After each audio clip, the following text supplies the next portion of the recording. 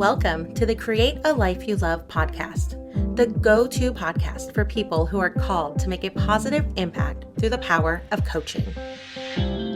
You'll hear encouraging stories from coaches sharing their journeys and their lessons learned along the way, tips from top experts who help coaches thrive in their life and their business, and so much more. So if you're ready to create a business and a life of impact that you love, let's get started. I'm Chantal Cox. I'm an author, speaker, transformation neurocoach, and certified life purpose coach. And I'm Gwen White, a quantum human design specialist and certified virtual coach. Together, we are on a mission to dramatically transform and create community in the coaching industry by supporting you in saying no to complicated strategies that lead to burnout and say yes to simplification with a focus on service and impact. Love that. With our combined experience and areas of expertise, we are here to help you build aligned momentum in your business and in your life. And a quick shout out to our sponsor, the Create a Life You Love membership, an active community of passionate, purpose-driven coaches who are up-leveling in the most powerful ways to increase their knowledge, momentum, and impact. For more information and to apply, check out createalifeyoulove.com, createalifeyoulovecoaching.com/membership today. Yes. And I will copy paste that link momentarily because we are streaming live on Facebook. So if you are joining us, please share your comments and questions in the Create a Life You Love community Facebook group. And that leads us into why we're here today. And we're so excited to be here today with Dr. Karen Diegelmann. Karen has conducted research using a coaching model to support teachers with learning new processes and professional development, as well as how to use coaching as a powerful tool to help young adults with disabilities transition to a life filled with passion, fulfillment, and joy. And her coaching evolved from her own experience raising two kids with disabilities, having a brother with Down syndrome, being a high school special education teacher, and an assistant director of a program at Coastal Carolina University for students with intellectual and developmental disabilities. So welcome, Karen. We're so honored to have you on the show. How are you today? I'm fine, and thank you both for having me on the show. I'm so excited to be here. We are so thrilled that you're here, Karen. Absolutely. Me too. Yes. So Karen and I met about a year ago when I was at a conference in Myrtle Beach for my 9-to-5 job, because I am in special education transition world. And she was giving a talk about using coaching in her special education programming. And so we just immediately hit it off. It's been super fun getting to know you. And what I really want to be conscious about, because we could both just so easily with similar career backgrounds dive into like teacher talk, and then everyone else listening that are non-educators are going to be like, what? Because we tend to like, a million acronyms and all the fun things. So why don't we start kind of at the very beginning and just tell us a little bit about like the students that you worked with, like what age ranges were they? What types of skills were they working on? Anything like that? Okay. Well, most of the students that I've worked on have either been in a high school setting. I worked at a public high school in Charlotte, and that would be the all of high school. But my last couple of years there was the 18 to 21-year-olds, because kids with disabilities get to stay those extra years until they turn 22, actually. And I also, before that, worked at a day center with that same age range of students who had left the high school. So this was a separate setting, and 18 to 21 as well. And then I got to work with college students who were going to the college students with intellectual disability, which is what used to be mental retardation, but now we call it intellectual disability, and some kids with autism or traumatic brain injury, all those kind of different things. But they were able to go to college and audit classes and actually live on campus and join a fraternity or sorority, like really have the full experience. And all of those pieces together, we did, life skills, but I also taught self-development classes and helped helping students figure out who they are and things like that. And one other thing that I did that I didn't mention when I was in grad school, I worked for a program called Circles.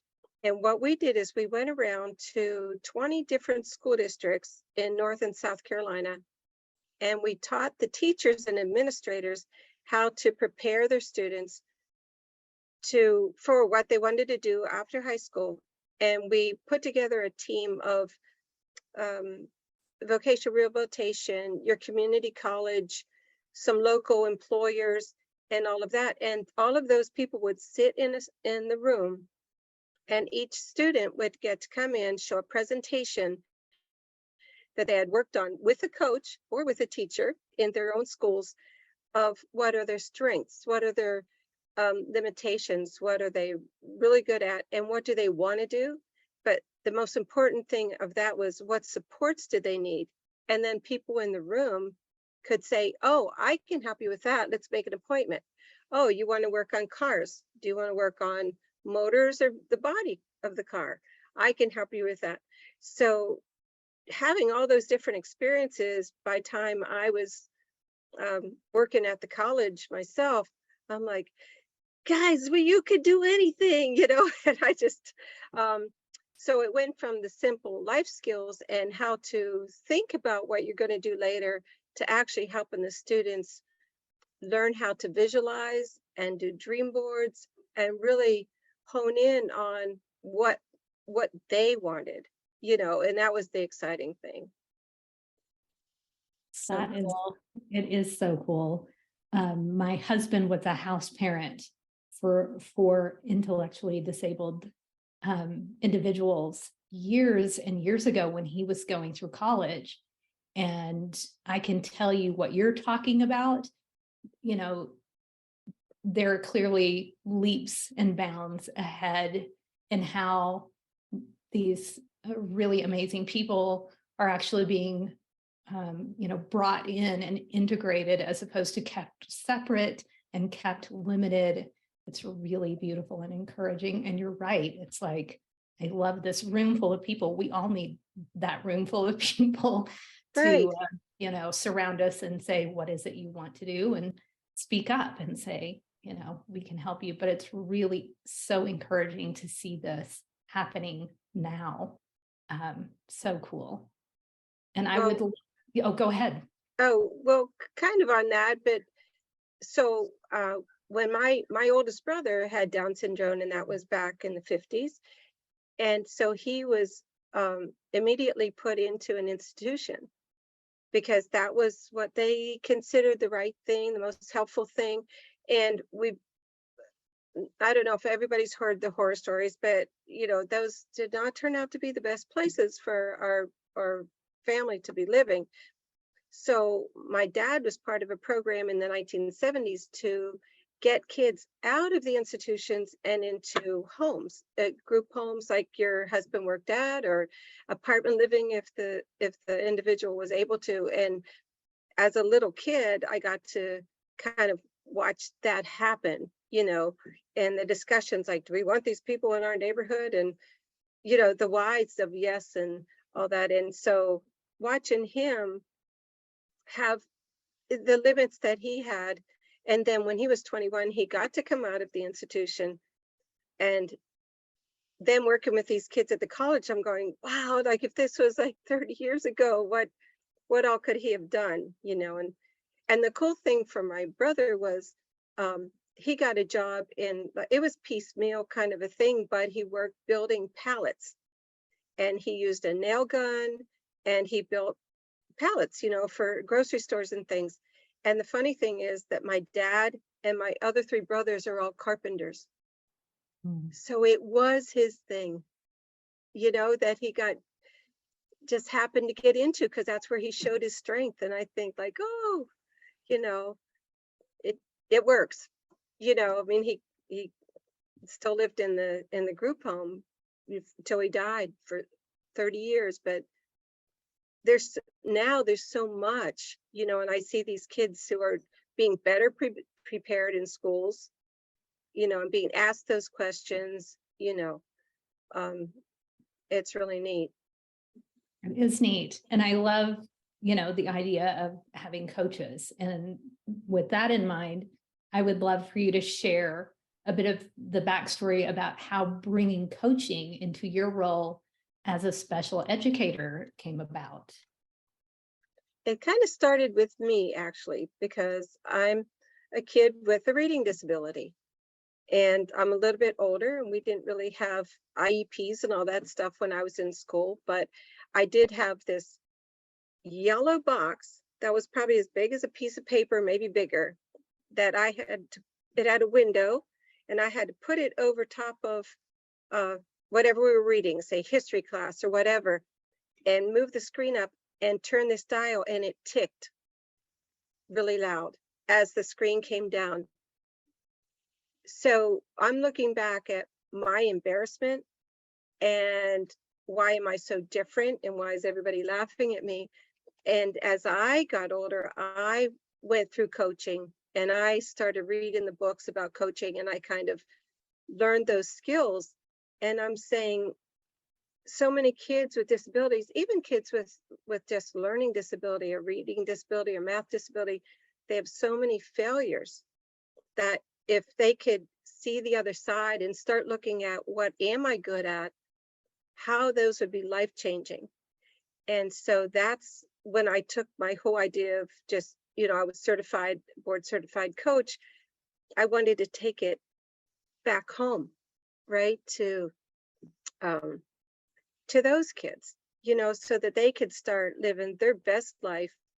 And I had some students when I was working at the high school that the parents said, "What are you bothering for? They're never going to do anything. They can't do anything." And I had this one little girl that wrote beautiful poetry.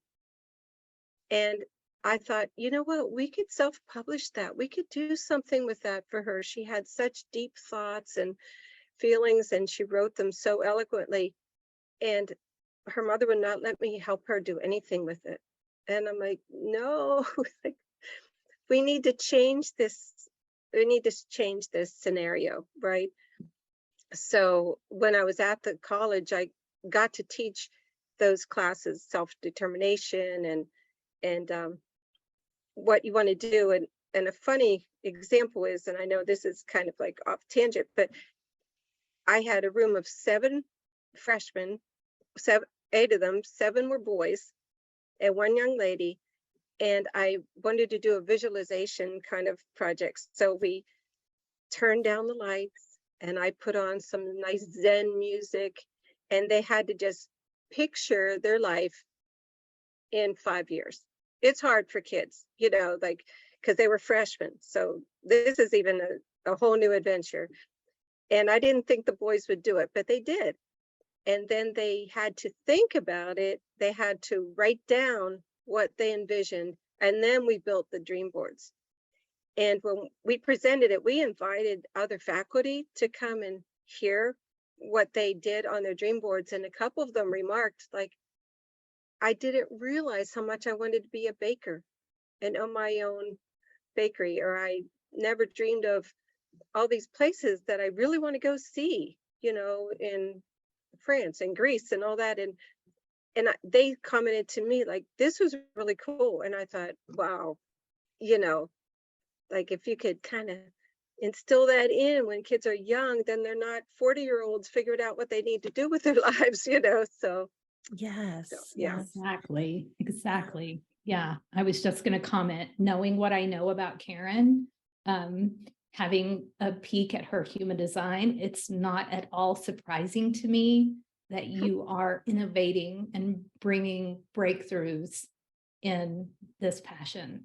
It's really so inspiring. Oh, thank you.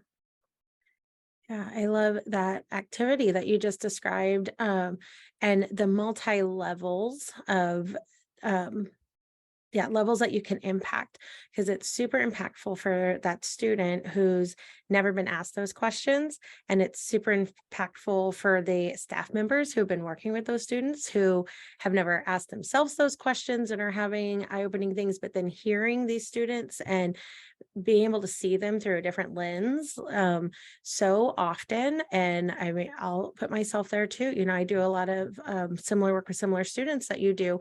And it's sad, but it's the truth that it's easy to get in this mindset of this is the track that the student is on and this is what they're going to accomplish. And it really takes a conscious effort for everyone supporting that student to remove some of those and see beyond, see the possibilities and help the students see the possibilities. And parents who have maybe gone through a grieving process of, you know, they were pregnant with this child and they had these hopes and these dreams for this child. And then they're told at some point in their life, they're told by a medical professional and by a school professional, no, this is what your student will be able to achieve. And they grieve that and they accept that to some level, some of them. And then to later have somebody be like, no, your child could self-publish as poetry. Like, I mean, it's just so powerful. And I can't even imagine being in that mother's shoes and like just the varying levels of everything. So it's none of this is said with like any type of judgment at all. And self-admitting my own, you know, biases and lenses that I have to work through as well. But that's, I just see this work as so powerful on so many levels. And of course, the student's not going to go do all of that on their own. Right. They're going to, but part of the system that I created, the take flight system that I created has those steps of, okay, where's your limitations? Who do you need to help you?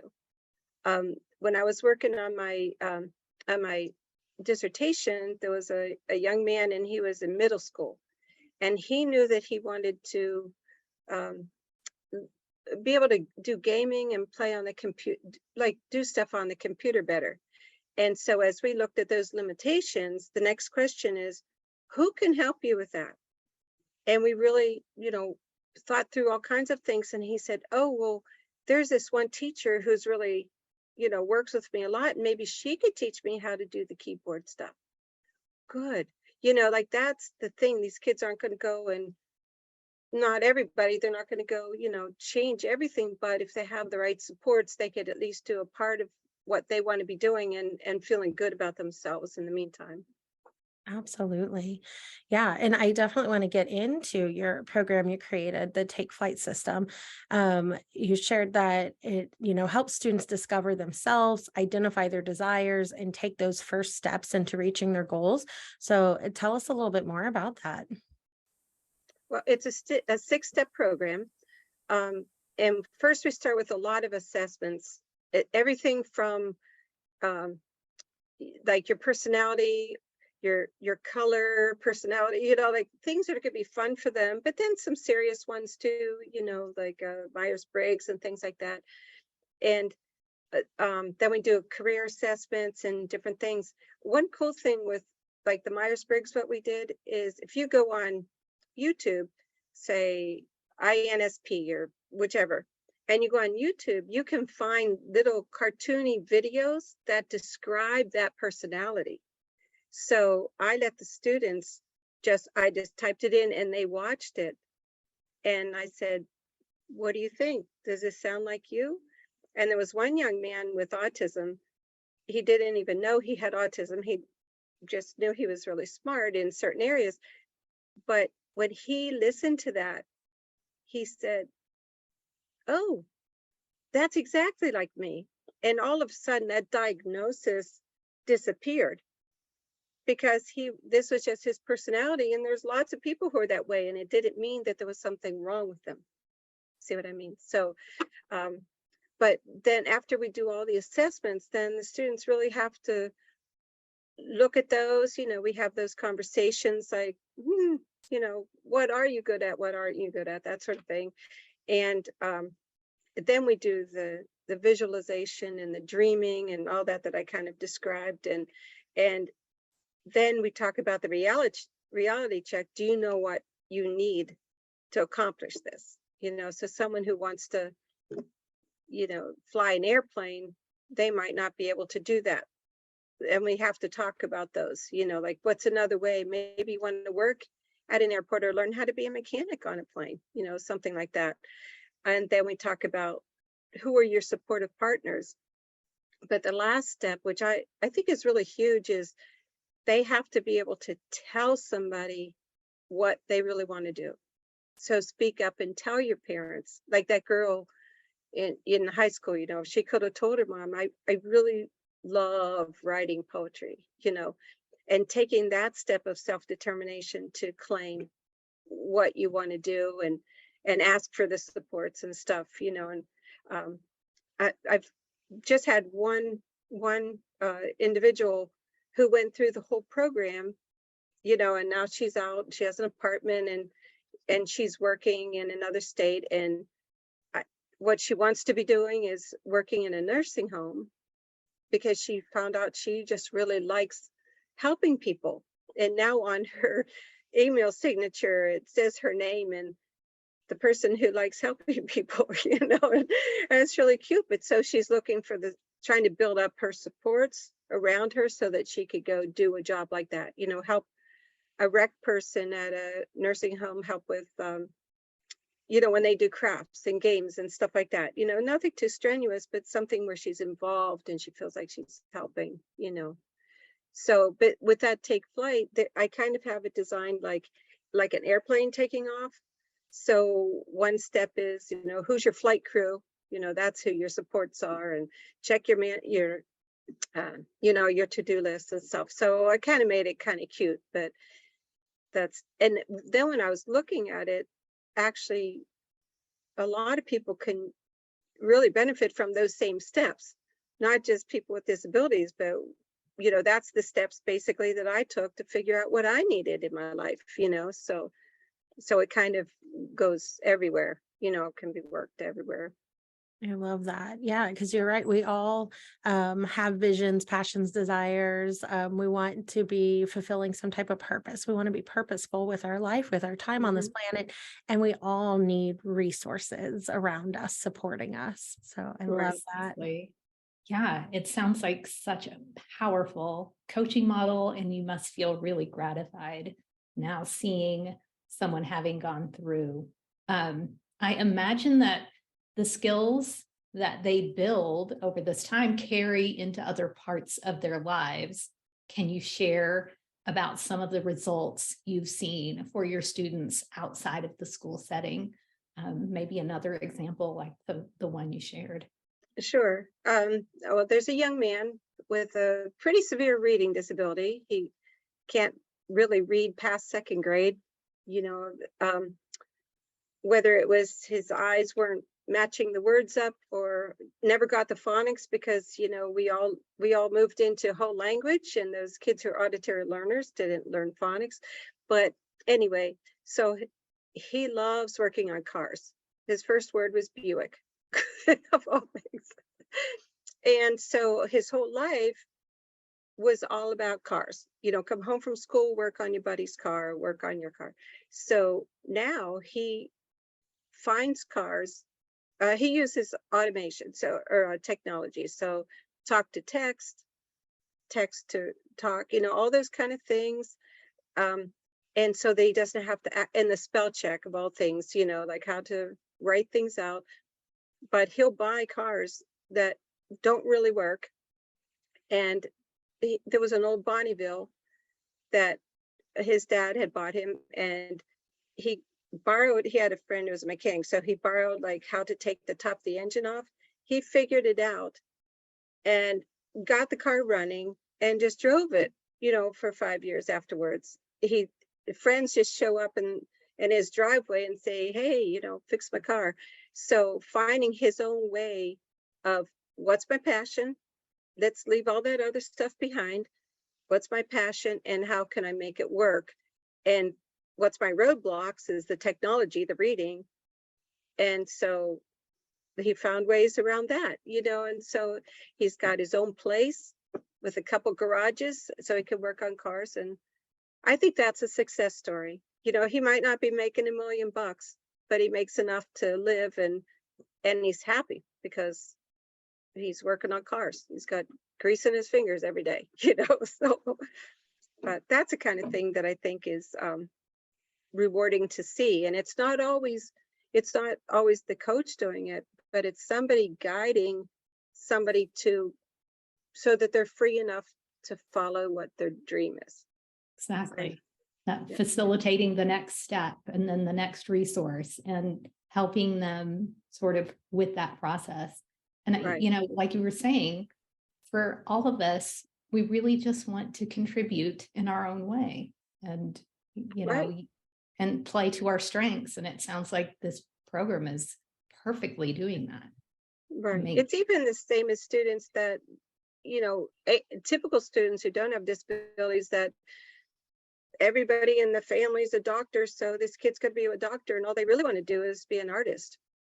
It's like letting go of my expectations for what their expectations are, and then encouraging that, helping them bloom of who they are, and and trying to get the parents on board. That's why I like coaching parents, to kind of help them, like, okay, expectations. What's your expectation for this young person? Let them know early that you believe in them and they could do just about everything. Absolutely. I love that. So I'm looking at the comments and the people that are joining us live, and we have some fellow special educators here with us. And so for anyone listening live or on the replay that who might be interested in bringing coaching into like their classrooms or with their own children's lives, what advice do you have to help them get started? For educators or for parents?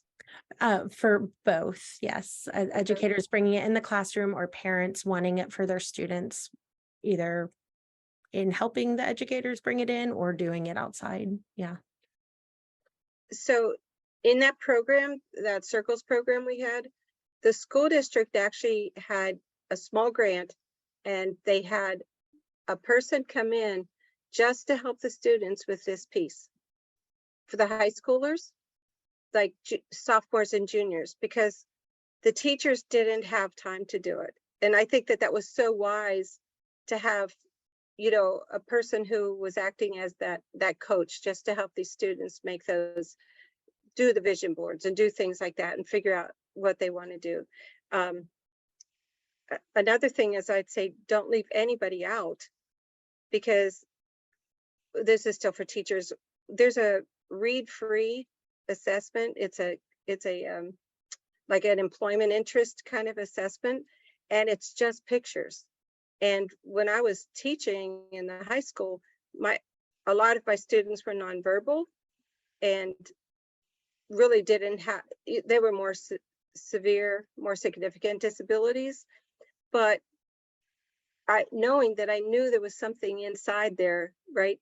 And so this one girl, for example, each in the read free, there's 3 pictures of a black and white drawing of somebody doing something, like someone with their head looking at a car, somebody else is maybe cleaning, somebody else is grooming a pet. And they would just circle on that page which of those 3 did they like the best. Turn the page, it might be 3 different other things. And then when you get to the end, it's a whole series, so you can it takes you through to figure it out of what they have the most interest in, what categories. And I mean, we have stuff online now from that you could do, but you have to be able to read it to do it, right? So the read free, I thought, was so valuable because it gave you kind of an idea, or we play games on the smart board of all these things. Slide 2 things over you might like to do, stuff like that. I love that. I just did a quick Google search to see if I could find the link, and I wasn't able to in a super short amount of time, and I don't want to go down a rabbit hole. So I will make sure to get that link from you, that information, and we'll get that in the show notes for anybody listening that's interested in that read free program. Okay.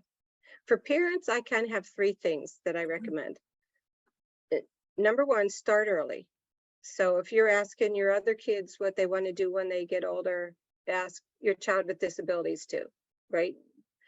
And then the second thing is expectations. Have those expectations that they can do great things. You might not know what it is yet, but that they can. But the third thing is really make sure, and I saw this in my own family with my daughter who had the special needs. She didn't have to follow all the rules. She's my stepdaughter. And so I came in later in the picture and she didn't have to follow all the rules because she was special, right? Which irritated all the other kids. But well, in the college program, sometimes it was the kids who had the most opportunities that their parents kept them involved. You can do anything, they had that, but they thought they were beyond the rules because they had disabilities, so they didn't quite have to follow the rules. And we lost a couple students in the program because of that situation. So for parents, I would say make sure you treat your child with a disability the same way that you would treat the other kids. Make them live up to standards and follow the rules, as well as push them. You know, don't be afraid to push them to try new things. So kind of both ends, you know. Yeah, that's great advice, Karen. And yeah, I can see where all of that, both from, the educator's perspective, the parenting perspective, you really have such a great view. And of course, the students, the children who would be, central to all of this. Mhm. And I, just shifting gears a little bit, I love that you're enjoying retired life in South Carolina in the Myrtle Beach area. It's clear that you're really passionate about what you do, and the stories that you tell are inspiring and just, they bring to light exactly what it is that you're doing so clearly. So I'm curious, what are some possibilities that you are considering for yourself pursuing in the future? One thing that's just kind of come up is I've met a bunch of the moms who have kids with Down syndrome in our neighborhood. And we don't have a big neighborhood, but we have 4 young people, young adults with Down syndrome. And that's amazing for such a small piece. And so I'm thinking I'd like to bring them together somehow to share their experiences. They all come from different states.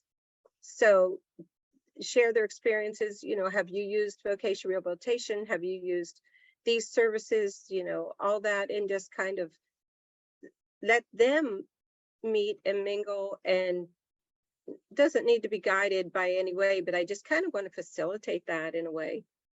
And another cool thing that's not really happening yet, but my chiropractor is talking about, he has land that he wants to make a camp for kids with disabilities. And he has we've had a conversation that there may be some way that I could support him in that, or, with coaching or whatever. Right now I'm on sabbatical, so I'm not doing any work per se, but to just have that voice, that voice to support parents and stuff would be nice to be able to use that, in time. And down the road, there's probably a book coming out, but I'm not writing it yet. It's all in my brain, just, figuring out what that looks like. I kind of had this dream for a while back, and that I would write this book for parents and teachers. And the book actually has a title, where you grow where you're planted, and how when we give these kids so many negatives while they're in school, then they're not thriving as they grow up. And so if we could change that soil to be more nurturing and feeding them the things that they need when they're kids, they'll be so much more successful as grown-ups. And that was more for parents and teachers. But the other piece of it was a book that would be for those young adults, maybe adolescents to young adults, of, hey, you got it, and present it, and I picture these little stick figures of cartoonish things, to prove my point,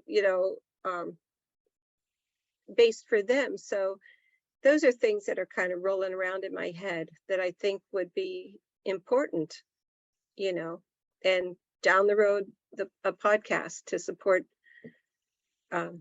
kids and parents who have kids with disabilities. So there's so much going on in my brain, but right now I'm just kind of on sabbatical since I just retired, and I need some time to, kind of take it easy and figure it all out.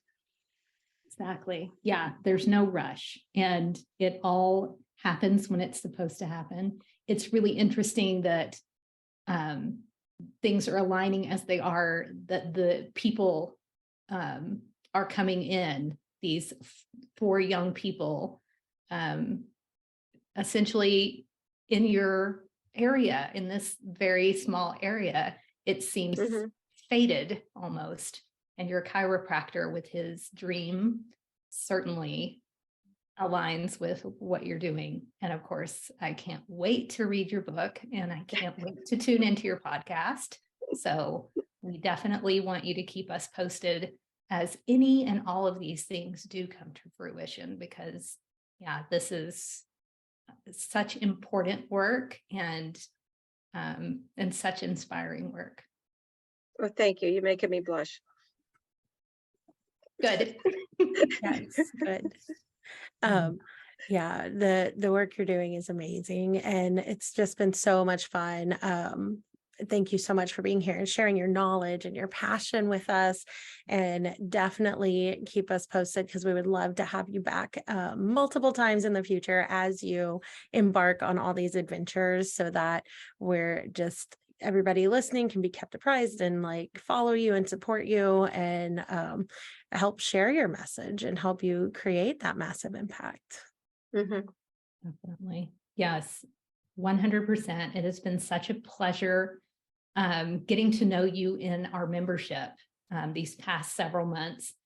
And I would love to hear from you. For anyone who might be considering joining, what is something you might tell them? Well, I love the membership. The Life You Love coaching membership. I'm one of the founding members, and I've been I feel very nurtured through it. I feel Gwen and Chantal, I only met Gwen during this process, but I had met Chantal at the other conference that we did, and it was like zing, connection, oh my gosh, can I be your best friend kind of thing, from the get-go. And same with you. But I think that the trainings that you have, that you could go back and watch the replays, both you and Chantal, and the opportunities to learn and grow, but you're not in anybody's face all the time. But I know I can reach out to you guys when I need those conversations and stuff. So I and how we're doing everything on the circle, I hadn't used that before, but I find it very helpful.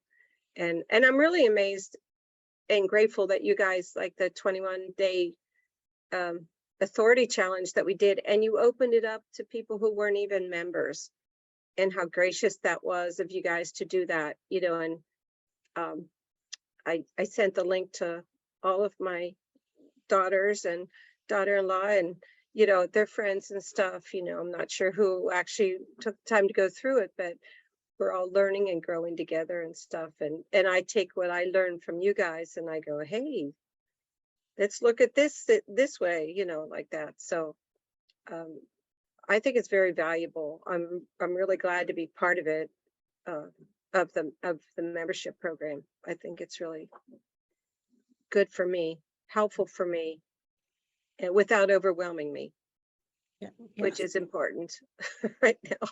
It is. And that was one of our key things, is keeping it very manageable and sustainable for everybody. And so now it's our turn to be blushing. Karen, thank you. I could go every day and look at something, watch a video and learn something, because I didn't go in there every day or every week. And now there's such such an amount there that when I'm ready to really just be listening to some of the trainings, I can just have that in the background and just be growing, you know. Yeah. Something that's been really fun to watch too is you were really kind of resistant, for lack of a better word, to human design and watching that evolution. Do you want to talk a little bit about that? I'd love to hear from both Karen and Gwen, like kind of your perspectives of that. So I was completely, no, I don't do astrology. I didn't do any of that stuff, but I am kind of um, a spiritual person on that level, and I have my own kind of stuff that I'm into and I follow. So I was just completely rejecting it, and I said thank you, but no thank you, and kind of sat back. But then I did a little bit of research myself, which first scared me to pieces. But then when I watched the first one with Gwen, and I'm going, oh my gosh, this makes so much sense.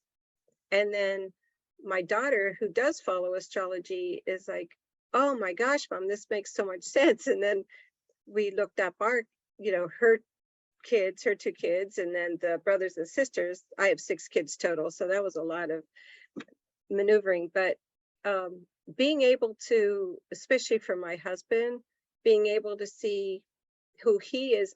So I'm a sacral generator, 1-5 or 5-1, I forget which one.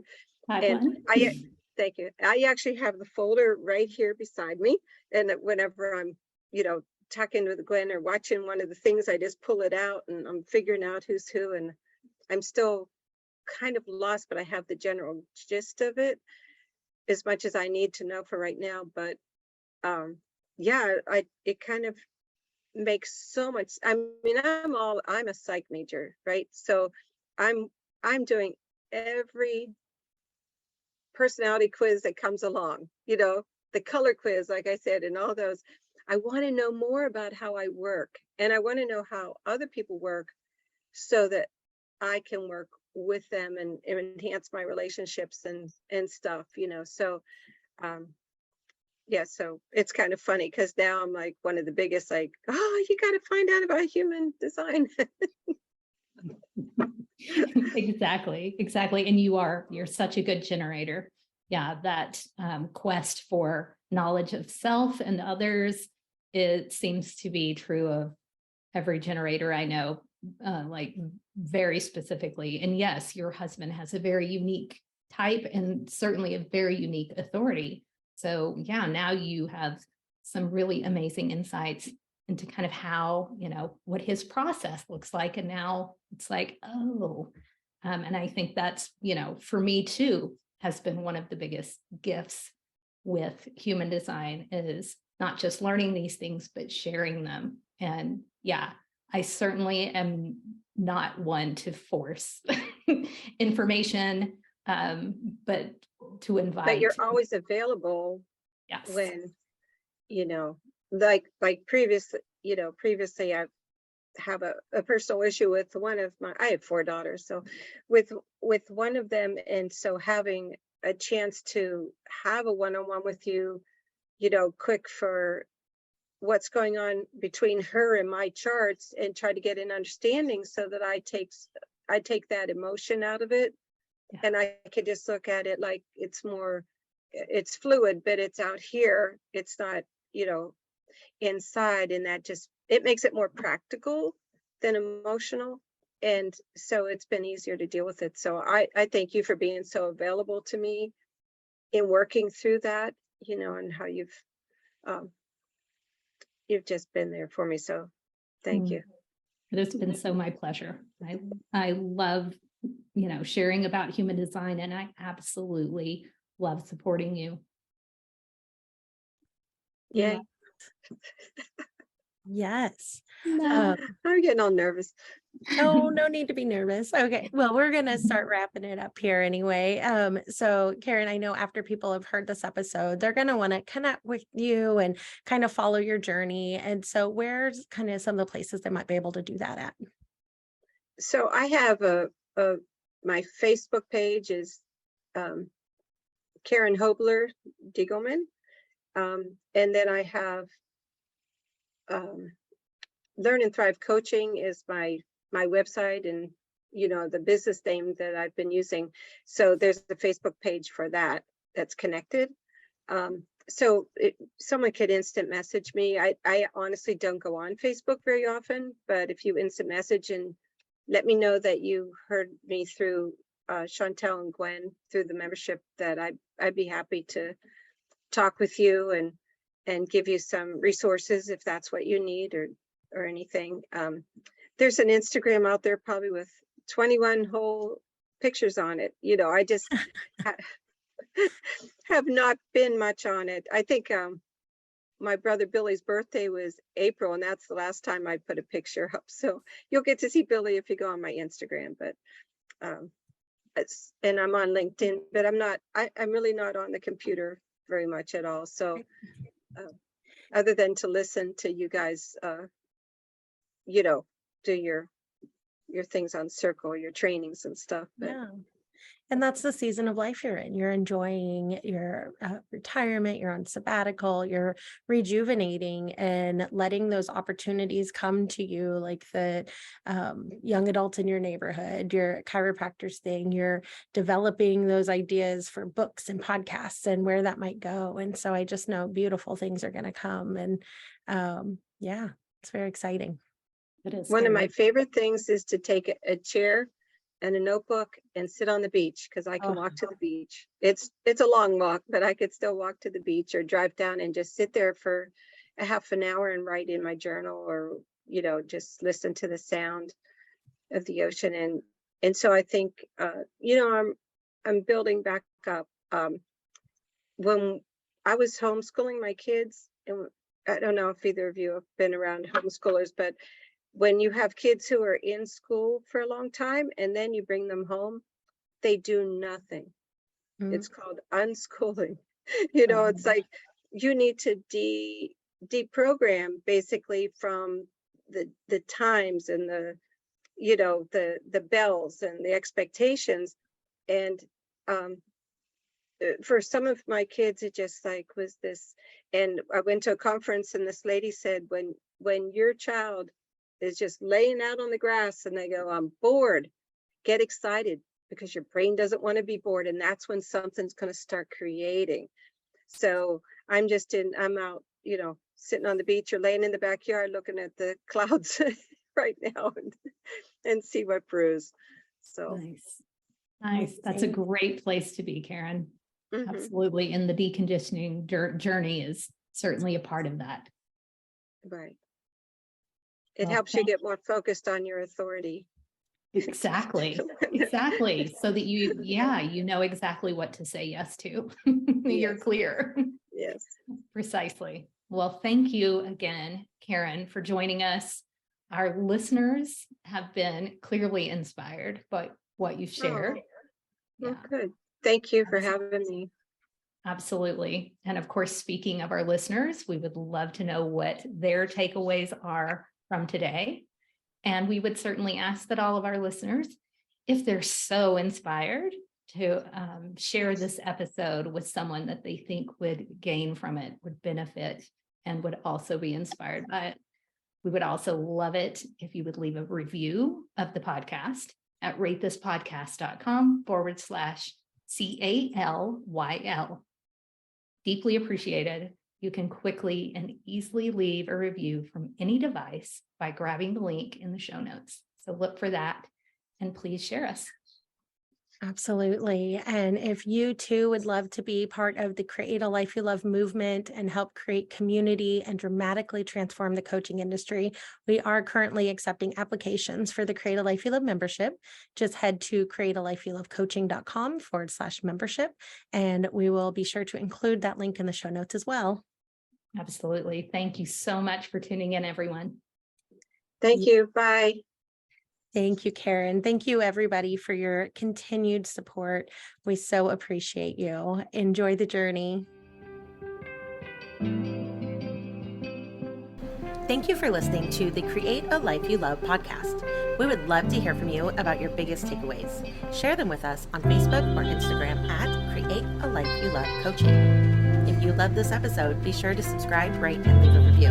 It's very much appreciated. If you are ready to build aligned and sustainable momentum without overwhelm and burnout, we invite you to apply for the Create a Life You Love membership on our website, createalifeyoulovecoaching.com/membership.